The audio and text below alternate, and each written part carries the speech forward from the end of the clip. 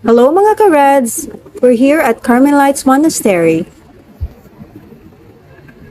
Marami kaming kasabayang nagsusulat ng aming petisyon at panalangin pasasalamat sa Diyos. Kadalasan ay may dalang tray ng itlog ang mga deboto bilang alay sa mga madre sa monasteryo. Ito ay naging tradisyon na sa padasal ng mga madre dito sa monasteryo sa maraming taon na nagdaan.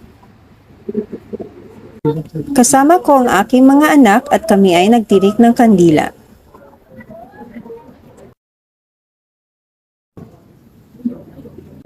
Careful lang. Siyempre na. Okay.